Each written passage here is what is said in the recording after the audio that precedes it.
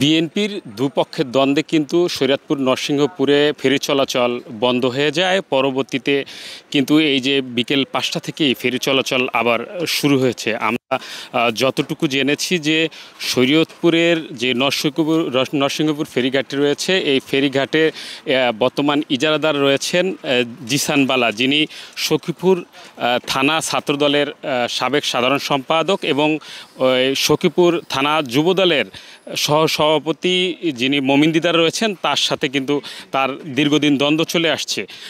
মমিন দিদার হাইকোর্টে আপিল করার পরে কিন্তু গত বৃহস্পতিবার তিনি যেমনটা জানিয়েছেন যে গত বৃহস্পতিবার আবার তিনি ইজারাদারের রায় পেয়েছেন। এ কারণেই গত রাত থেকে তিনি এই ঘাটটিতে নতুন করে লোকজন নিয়ে তিনি তার যেই কর্মকাণ্ড সেটা চালিয়ে যাচ্ছেন। তিনি যেটা জানিয়েছেন যে হাইকোর্টের থেকে তিনি রায় পাওয়ার জন্যই তিনি এখানে আবার নতুন করে ইজারাদার হিসেবে এসেছেন। কিন্তু তার বিপক্ষে যিনি রয়েছেন জিসানবালা, তিনি যেমনটা জানিয়েছেন যে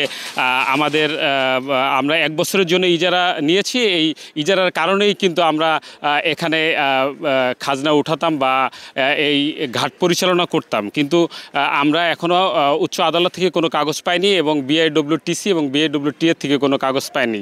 তবুও মমিন দিদার এখানে যে ঘাটে রয়েছেন তার দাবি যে এটা প্রশাসনিকভাবে মীমাংসা করা হোক। আমরা যদি একটু দেখাই যে এখানে কিন্তু আপনারা ঘাটেই দেখছেন যে বিভিন্ন ধরনের ট্রাক এখানে জড়ো হয়েছে, তারা চাঁদপুর যাওয়ার অপেক্ষায় রয়েছে। আমরা দেখেছি যে বিকেল 5টায় একটা ফেরি ছেড়ে গেছে এই নরসিংহপুর ফেরিঘাট থেকে।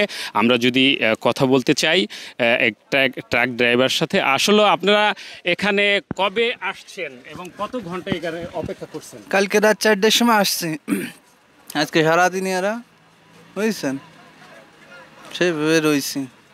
এখন যে ছাড়িছে, এখন ফেরিতে উঠবো। তো আপনাদের কোনো হামলা টামলা হয়েছে? না না না, কিছু। আমরা অন্য ট্রাক ড্রাইভারদের সাথেও কথা বলেছি, তাদের গাড়িতে হামলা করেছে এবং কয়েকজন আহত হয়েছেন বলে জানান। এই আহত যারা হয়েছেন তারা যেটা জানিয়েছেন যে রাতের ভিতরে এসে তাদের গাড়িতে হামলা করে এবং তারা প্রতিবাদ করলে তাদের মারধর করে। আপনারা কখন থেকে এখানে রয়েছেন এবং কত ঘন্টা অপেক্ষা করছেন? কি নিয়ে যাচ্ছেন, কোথায় যাচ্ছেন? যাচ্ছে আপনার কুমিল্লাতে, হচ্ছে মাল লোড আছে। কালকে রাতে 3টা-4টা গাড়িতে ওরা হামলা করছে, মারধর করছে। তো তখন তো আর নিরুপায়, প্রশাসন ছিল না। তো যখন রাত 3টা বাজে সব গাড়ি আর কি ওরা ঘুরাই দিছে, অলরেডি ঘুরাই দিছে। তো সকালে কোনো পরিস্থিতি হয় নাই, হয়েছে আপনার জুমার নামাজ পর আর্মির গাড়ি টাড়ি আসছে, এরপরে আর কি ছাড়ছে, এরপর আসতে পারছে।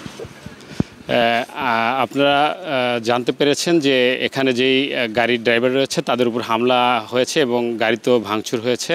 তো পরবর্তীতে সেনাবাহিনী এবং পুলিশ তাদের হস্তক্ষেপে কিন্তু এই যে তাদের গাড়িগুলো ফেরি দিয়ে পারাপার হচ্ছে।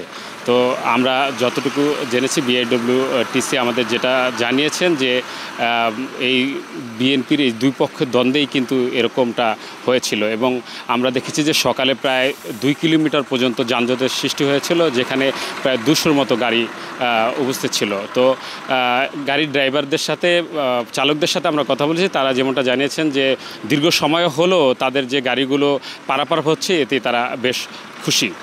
এই ছিল সবশেষ।